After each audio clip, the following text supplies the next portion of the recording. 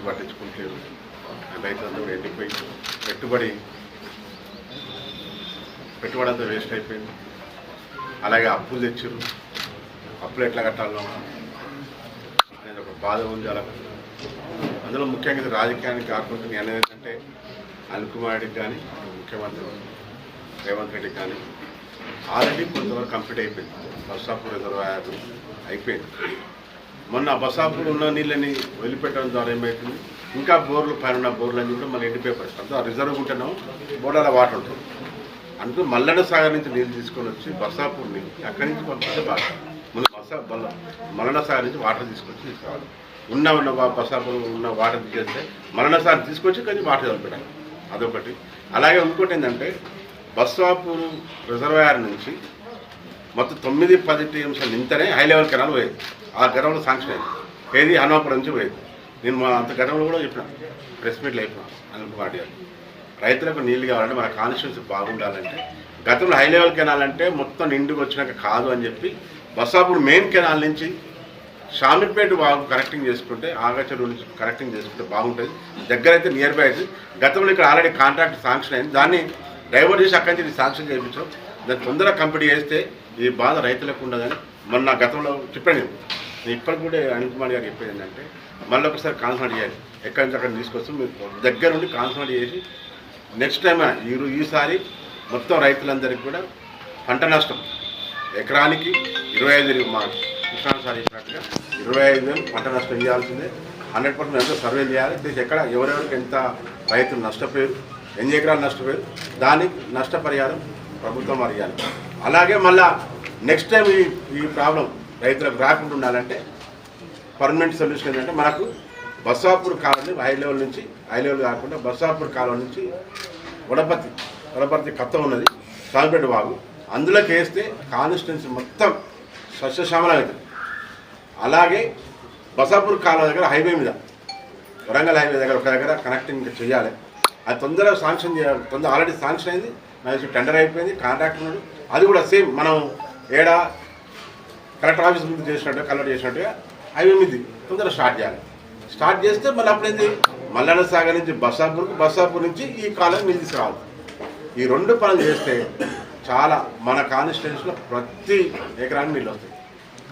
అలాగా ఈ షామీర్పేట వాగు వేసిన తర్వాత గూడూరు దగ్గర అక్కడి నుంచి అన్నంపట్లకు కాలువ ఉన్నది, వాళ్ళకి శాంక్షన్ అయింది. ఆ కాలం ఆ చెక్ డ్యామ్ కడుతుందంటే మొత్తం షామీర్పేట వాగు మొత్తం నీళ్ళు ఉంటాయి మనకు. ఉండడం ద్వారా అక్కడి నుంచి బునాయి కాలకు వస్తాం నీళ్ళు. షామీర్పేట వాగు వదిలిపెడితే మనకు బునాయి కాలం ముగ్గుంపల్లి కాంచి మళ్ళీ అనాజ్పూర్ నుంచి ఇక్కడ వస్తుంది. అంటే కాన్స్టిట్యున్సీ మొత్తం మనకు నీళ్ళు వస్తుంది.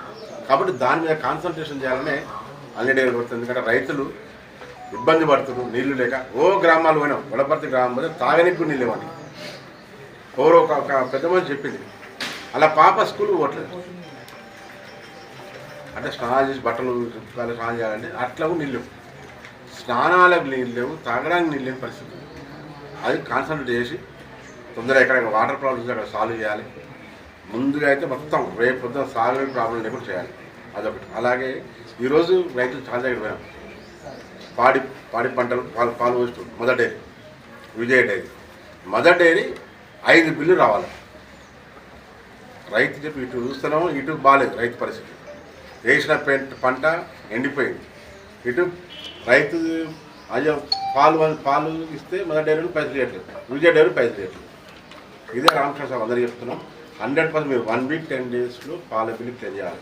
మదర్ డైరీ క్లియర్ చేయకపోతే మీరు అన్నిటి మీరు సీఎం దగ్గర పోతారా, ఎవరి దగ్గర పోయి గిట్ల మా కాన్స్టిట్యున్సీ ఇట్లా మదర్ డైరీ పాలు ఇవ్వలేదు, విజయ డైరీ పాలు ఇస్తలేదు, ప్రాబ్లం మా రైతులంతా కూడా ఇబ్బంది పడుతున్నారు అని బిల్లు ఇప్పించే బాధ్యత నీదే.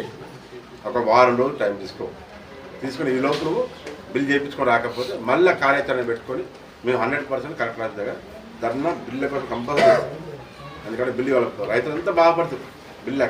ఎందుకంటే వాళ్ళు మళ్ళా దాన్ని కూడా పెట్టాలి కదా, మన రోజు పాలు ఇవ్వాలంటే కూడా దానికి మేత పెట్టాలి, దాని వేయాలి, ఆ పశువులు లేవు, అయ్యప్పు వేసుకుంటున్నారు అంటే ఎంత కోసం ఉంది, రైతు ఎంత బాధపడుతుంది. కాబట్టి అది కూడా కార్యక్రమం చేసుకోవాలి. అన్ని కోరుకుంటున్నాం. ఇదంతా కూడా మళ్ళొకసారి ఈ 2 కార్యక్రమాలు అన్నిటిగా చేయాలని విజ్ఞప్తి చేస్తున్నాం. Thank you. కేసీఆర్ సార్ ఉన్నప్పుడు మేము 12 ఎకరాలు నాటు పెడతాం. ప్రతి ఏటా 12 ఎకరాలు నాటు పెడతాం. ఆ 10 ఏళ్ళు ఖచ్చితంగా మాకు ఎండిపోయిన లోటు ఎప్పుడు కూడా పైరు తెలియలేదు. ఈ ప్రభుత్వం వచ్చిన తర్వాత ఏమైందో ఏమో మాకు తెలియదు. కానీ మేము పెట్టిన 6 ఎకరాలలో కూడా 1 ఎకరం కూడా కోయేటట్లేము. ఇంకా మాకు నెల 15 రోజులు నీళ్ళు పోయాలి. మేము అప్పులు తెచ్చి పెట్టుకున్నాం. కనీసం ఇప్పుడు మాకు 2-3 లక్షలు వస్తారు. ఇది ప్రభుత్వానికి మాకు ఈ నష్టపరిహారం చెల్లించాలని కోరుతున్నాం. ఇది చూస్తే మా కంటికి కన్నీళ్ళు. మా పిల్లలకు కూడా మేము ఇలాంటి పెట్టుబడి పెట్టుకోవాలి. స్కూళ్ళ ఫీజులు కానీ ఏది కానీ వాళ్ళకి పెట్టకుండా ఈ పంటకు పైరు పెట్టుకున్నాం సార్. మేము ఇప్పటిదాకా ఎవరు చెప్పుకునే బాధ తీరలేదు. ఎందుకంటే చెప్పుకుంటే 10 మందిలో ఇది కాదు సార్. ఇది మాకు ఈ ఎండిపోతున్న కొద్దీ అప్పులలో టైట్ చేస్తాం. సుమారుగా ఎంత నష్టం వాటిల్లంటే మీకు? మాకు ఇప్పుడు 2 లక్షలు 3 లక్షల దాకా ఖచ్చితంగా లాస్ పెట్టిన దానికి. ఇప్పుడు అప్పుడు గత 10 ఏళ్ళు అయితే మేము 12 ఎకరాలు పెట్టిన 3 లక్షలకు మాకు 5 లక్షలు 50,000 6 లక్షలు వచ్చింది. 3 లక్షలు మాకు లాభం వచ్చింది. కానీ ఈ ప్రభుత్వం వచ్చిన తర్వాత మేము పెట్టినంత మాడి